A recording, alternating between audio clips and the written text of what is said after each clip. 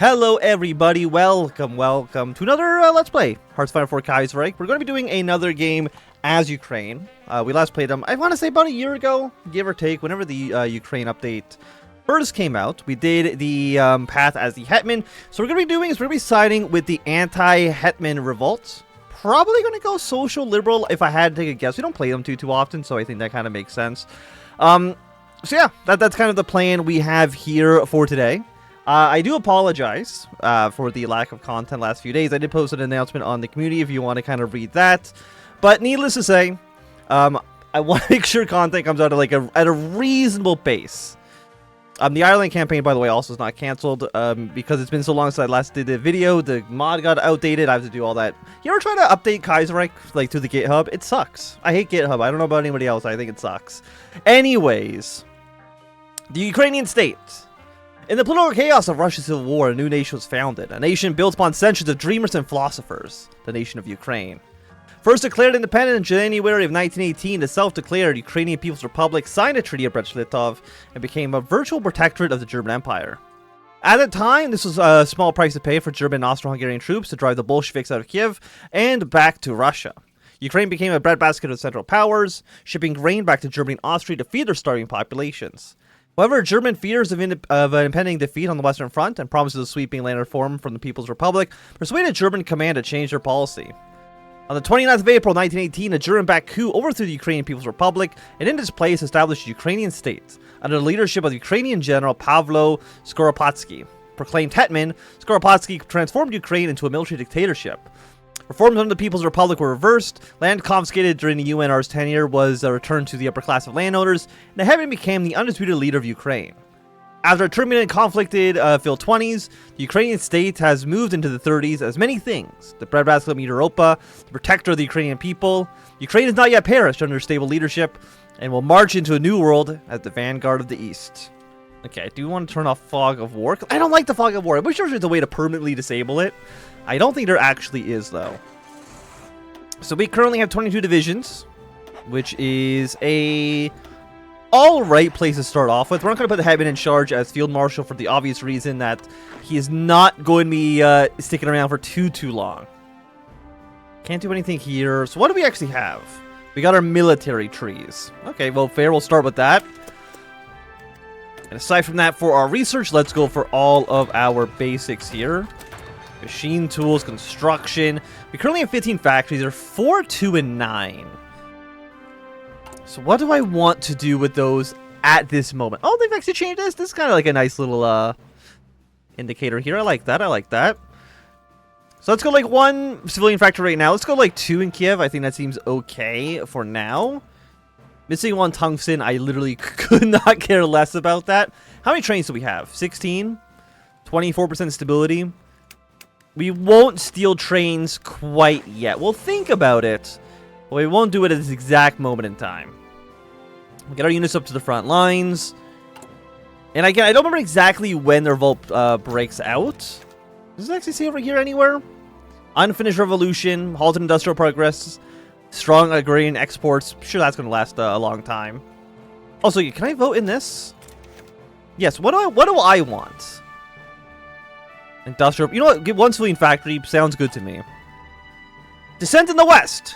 The Ukrainian state boasts the 3rd largest economy in the German sphere. Centered around its massive agricultural sector, rooted in Ukraine's fertile plains. Now, far and wide as the breadbasket of the Reichspakt, they produce more grain than any other allies. This has been a double-edged sword, as industrialization has been slow due to disinterest by landing of elites and a relatively small urban middle class. Most of the Ukrainians work in agriculture, and those unlucky enough not to have their own land work on the land of others, often the rich landowners who are a central part of the Hetman's support base. This inequality is especially pronounced in western Ukraine, the poorest part of the country. There was once again been campaigning there to agitate against the Hetman's regime and demanded borderline socialist changes. The police have kept the rabble-rousers in sight, but it's probable that nothing serious will come of it. I'm sure that will be the case, as is always the case. If you've ever played Kaiserreich, nothing ever happens. So I'm sure we'll be fine. And look at this, we got a tractor factory. Oh, look, things are already looking up. Today, the German construction automobile company Hanomag has opened a new tractor factory in the city of Kiev. As part of their services, a series of investments in Ukraine. They joined a German company which has opened new manufacturing plants in Ukraine, attracted by poor worker protections and wages than in Germany itself. The URPD has been a vocal critic of this practice, seeing it as exploitation of the Ukrainian commoner for foreign capital. As far as the Hetman's coalition is concerned, they justify lucrative deals with German corporations by economic benefits that it brings, job creation, easier access to industrial goods such as tractors, and unofficially, in many cases, generous gifts that the state officials have received. Even the less apologetic argue that since Ukraine has limited capital and industrial know-how, foreign investment is the only way to start the long process of industrialization. Well, I mean, I'll take the 30 political power. Not going to say no to that. And strikes in Odessa. Today in Odessa, workers at one of the many shipyards have laid down their tools and changed the enterprise's shut before listing various demands, such as better pay, less hours, and better safety protections. The owners of the shipyards demand that we send in the police to shut down the strike with force. Let us negative 15 political power for less stability loss. I think that seems better for us. And again, we want the anti-Hetman revolt to eventually succeed, so we'll kind of always be pushing in that direction where possible. Rally in Ravine. We have received information that Simon Petliria, one of the exiled US DRP leaders in Lviv, has been holding a rally in Ravine. He has been living abroad ever since the party, and anything left of it was banned, and only visits the countries occasionally, out of the justified fear that our secret police may pay him a visit. It seems that the Western countryside has become more and more receiving of Petluria's dangerous promises of land and freedom. His publications have been widely in circulation, even if the exact amount of his supporters is unknown. Attempts to get the Austrian officials to hinder his actions have proven to be in vain. Citing a peaceful political activism does not break any laws of the Habsburg Empire. Seeing as he is becoming more and more of a threat, perhaps we should use the chance to arrest him before he can arrange his rally. So the US DRP is the... I'm assuming you... Actually, no, okay, it's the Social Democrats. So we can arrest him. As arresting him may prove negotiating with the opposition impossible. I do want that to be impossible, because again, we do want the revolt. We don't want the Hetman being able to kind of consolidate his position in Ukraine. The police have failed to capture Simon Petluria. They have tried to arrange an arrest in Ravine, but it has not been... it seems that he was tipped off by someone in the police force and disappeared from the city. Well, good work, team. I mean, good that he escaped. But at the same time, like, why are we paying... What are we paying you? Also, I think somebody was saying last time that our microphone was getting a little too loud. Let me just see if I can do... There we go. Okay. So. Independence Day. Officially, the Ukrainian state recognizes January the 22nd as the anniversary of Ukraine's independence from Russia. The form of celebration is much more modest than the one might expect on the occasion. The Hetman and the government each make a statement applauding the spirit of the Ukrainian nation and vow to defend it for decades to come. Aside from these nods, there's little fanfare from the government, which prefers to get along with its business as much as it possibly can get away with. Their aim is to avoid having to discuss what actually happened on January 22nd, 1918. As they all know, Ukraine's independence was not declared by the Ukrainian state, and Pavlo Skorpolsky had little to do with the act. Rather, it was the Central Rada of the Ukrainian People's Republic, led by progressive and socialist forces, that asserted Ukraine as a separate, independent, free sovereign state of the Ukrainian people, in its fourth universal. While there is a degree of continuity between the People's Republic and the state, Ottoman Minister Dmytro Doroshenko was a member of the Central Rada. The fact remains that the Ukrainian state is later founded in opposition to the People's Republic, allowing an ideological enemy to claim responsibility for Ukrainian independence. Accordingly, Independence Day often carries a much greater significance for the Hetman and its opponents than its supporters. Republican organizations sometimes choose the date for anti-government action, and celebrations of both Ukraine and neighboring Galicia have been known to take up political dimensions.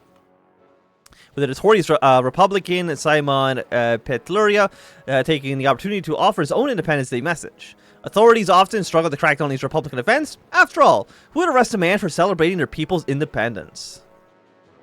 You know what, let's learn a little bit more about the Republicans. Why not? If the Ukrainian state is a symbol of Ukrainian conservatives, then the People's Republic was one for its progressives. Republican movements present in the main opposition to the state and its government, seeking to re-establish the Republic and full democracy. They are led by the Socialist Bloc, alliance of three parties gathered to form a stronger anti-Hetman front. The Social Democratic Workers' Party serves as the bloc's largest contingent, representing democratic socialism in the Marxist tradition, combining the proletarian outlook on social issues with a heavy emphasis on evolutionism. The USDRP is sometimes considered to be the informal leader of both the Bloc and Republican tendency in general, as is led in part by the former Secretary General of Military Affairs, Simon Petluria, who is believed to have ties to elements of the military. The other two components are the Socialist Bloc, are the Party of Socialist Revolutionaries, and the Council Revolutionary Bloc. The UPS-R is the Ukrainian counterpart for the Russian Social Revolutionaries, most of whom remain committed to both revolutionary socialism and Ukrainian statehood. Bearing a radical and agrarian program, the UPSR briefly suppressed the popularity of the USDRP's rivals in 1917 before suffering multiple splits. Today they formed the alliance with Volodymyr Vachenko's RRB, itself a consolidation of former Social Democrats who oppose the party's reformist directions. The People's Republic's first Prime Minister, Vyochenko's name lends the stature of the revolutionary left and assures that it is not a junior party within the bloc. The Republican cause also has a critical faction of non-socialists concentrated with the Republican Democratic Party. The URDP serves as the legal opposition to the Hetman's government and claims strong support from the middle class. Advocates for parliamentarianism, devolution, and progressive capitalism, they have acted as voices for reform in the states, but their status as opposition means that Republican sympathizers have gravitated towards the party since the beginning and will continue to do so. And that's what we're going to be going with. We're going to be going for the liberals here, the social liberals. And we'll see how that goes. We'll see how that goes for us. There is a chance that we do get we might end up getting the Social Democrats in charge. It kind of depends on how the events play out. Remembering Kruty. Every nation has its myths, collective memories, built to foster a shared sense of history and identity.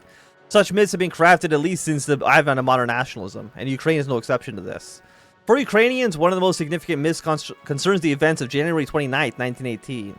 On this date, some 500 cadets defended the Kruty railway station, 150 kilometers out northwest of Kiev, against a vastly superior Bolshevik force. Around 100 defenders fell before the survivors were forced to withdraw, but their sacrifice delayed the Bolshevik advance on Kiev and allowed the People's Republic to conclude the Treaty of Brest-Litov before evacuating the city. The Battle of Kruty received little notice at the time, for Kiev was in chaos due to the simultaneous revolt of the city's arsenal, but when the Republic returned to the city in March, the battle's myth began to build. The remains of Kiev's defenders were ceremoniously reburied to eulogies from high-ranking politicians, and Skoropadsky established a commemorative tradition early into his reign. Supposedly approving of the monument in Kruty's fallen that was later erected at the site. Our remembrances of the battle have also been politicized to a degree. Feminist figures, including Ottoman Minister Doroshenko, sometimes view the battle as evidence of the Republic's incompetence. Their factually dubious view is a young, inexperienced, and under-equipped students being abandoned by their drunk commanding officers and sent to certain death. Republican commemorations of Kruty are less accusatory. The battle is also a focal point for the Fringe League of Ukrainian Nationalists, for whom the event perfectly encapsulates their preferred narrative. Veneration of martyrdom and the heroic sacrifices of the youth for the nation. OVDV has a noted circulation of LUN pamphlets in the Chernov garrison to mark the occasion, connecting the battle of their brand of military ultra-nationalism. Okay. You know what, let's learn about the nationalists as well, why not? If we're here, we might as well. Throughout 1928 and 1929, a little-known civil servant and publicist named Dmitry Dovskov published a series of articles on the condition of the Ukrainian state. In his eyes, events since 1925 foretold the coming of a great catastrophes and exposed parliamentarianism's inherent inability to ward them off. Dovskov assessed, that only the will and dedication of the prominent caste under supreme rule could save Ukraine from its coming destruction. His articles went unnoticed by most, except for a certain Yevon Anovsky, a regular contributor to the magazine associated with the UDKHP's right wing. Atonsky wrote his articles in agreement with Dovskov's diagnosis, but prescribing a different cure. Atonsky believes that a mass populist and nationalist organization should take control of the state, permeating all aspects of life to forge a new order of national revolution. But no need for an outdated hetmanate. The sedacious talk cost Atonsky his job, but brought him into contact with the like-minded Colonel Mykola Stisky-Brodsky, and publicist Dmitro Alarevsky. Joined by a young author, they founded the the League of Ukrainian Nationalists, a far-right society aiming to bring about this new order. The LUN occupies the right-wing populist niche, promoting totalitarian corporatism as well as ethnic Ukrainian nationalism, as opposed to the hetman Republican multi-ethnic nationalism. Their tactics mirror those of Romania's Legion, and ironically, Savinkov's national populism. The LUN activists toured the countryside, aiding peasants and teaching ad hoc literacy classes to garner support. Though modestly successful, the LUN has struggled to challenge Republican dominance over the disaffected peasantry. More prominent are their military ties. Beyond Sabolsky and the LUN, as rumor sympathizers high up as General Yevhen Konovalets. But even so, many doubt that they are a truly viable force in the current climate. The LUN simply cannot be a popular movement when the Republicans still command peasant support. Okay. Railway. I mean, I'm kind of still thinking about taking it. You know what? 5% stability now, 5% stability later. Who cares? Well, let's take those 15 trains. It's almost certainly at some point it will come up. Oh, by the way, there's Black Monday. We'd love to see it. Let's also make sure you guys are all with your companies. There we go. Exeter Dockyard will start slowly producing convoys. I think that seems a-okay. And Black Monday has arrived in Ukraine. News of the rage in Ukraine and the German stock market collapsing into the abyss with global ramifications. Overnight, dozens of German companies either pulled out, announced their intention to do so, or are forced into bankruptcy. Scores of Ukrainian workers are at risk of unemployment in the immediate future. To make matters worse, our mining industries and agriculture are expected to lose so much of the customers in Germany. Due to the various trade agreements with Germany, Ukraine has now grown to excess levels of grain to feed the alliance and alleviate further food shortages. But as exports are expected to fall rapidly this year, many farmers will be left with massive surpluses of wheat and no one to sell them to.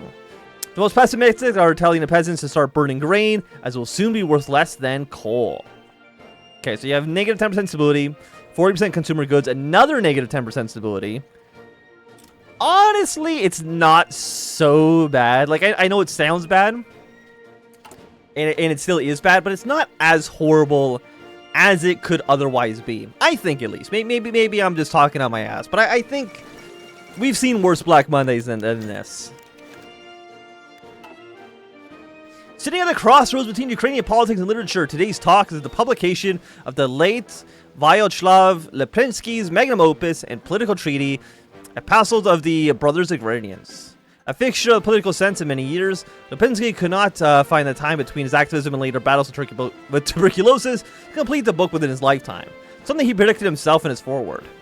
In his life, Leplinsky was seen as a man of many contradictions, a Polish noble embracing the Ukrainian national struggle, a devout Catholic advocating for the exclusive spiritual role of the Ukrainian Orthodox Church, and a UDKHP founder who claimed to reject the party that he helped create. Epistles serves as an exploration of Leplinsky's values, a vision of the classocratic society in which the most enlightened can guide Ukraine into its future without fear of corrupting influences of liberal democracy and petty secularism, or sectarianism. But while the heirs of the US KHD might cling to his words, they're unlikely to reverse the Union's political fortunes on their own. Despite Leplinsky being a personal advisor to the Hetman, the US KHD were never gained much traction, and was given largely by the zeal of Leplinsky and his closest associates. As such, the organization suffered greatly from his death. Still a junior partner in conservative politics, with the new leadership struggling to fill the founder's shoes, the US KHD's future is highly uncertain. And you know what? Let's learn a little bit about them. Are they conservatives? They are US KHD. Okay, they're like the smaller authoritarian Democratic Party. Okay. The US KHD began on the eve of the 1924 elections.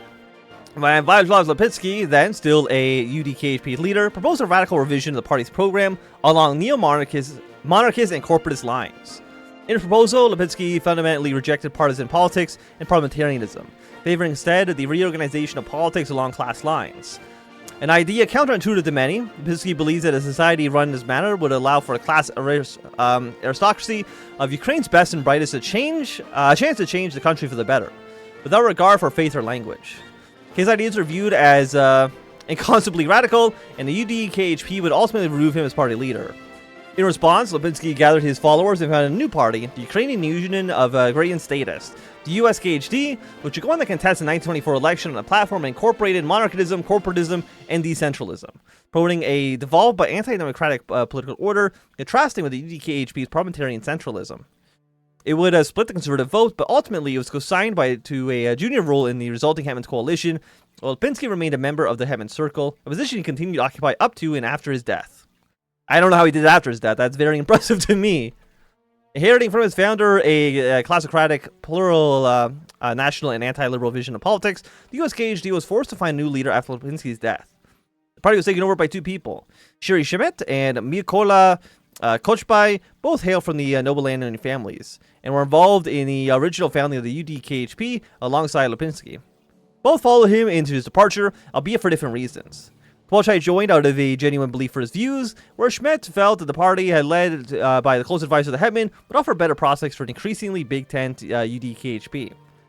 However, Lipinski has proven to be difficult to act to follow, and neither of his successors have truly been able to up to the task. The US KHD now risks falling into total irrelevance, and might take a major shake in Ukrainian politics to save them. I'd have to imagine that such a shakeup probably would be Black Monday. I think that would make perfect sense. We'll get our military tree done. We will begin our... Apparently this... Okay, we need to do the relief bill. Okay, I thought maybe we'd be able to get that done a little bit faster. Well then... 10% supply range. That's very interesting, actually. Cheaper equipment. We can probably save that till after Black Monday. But where? As our overall industrial score increases, the armament facilities that can be gained increases while reducing the immediate bonus to industrialization score and political power. You know, let's get that supply range. Actually, no, that's a little. Let's get our bonus infantry weapons. That seems okay. But I will say it at least for right now. It's a really good time for us to end off this episode. If you enjoyed, thumbs up. Not enjoying, click some down. You want to see more, subscribe, and goodbye.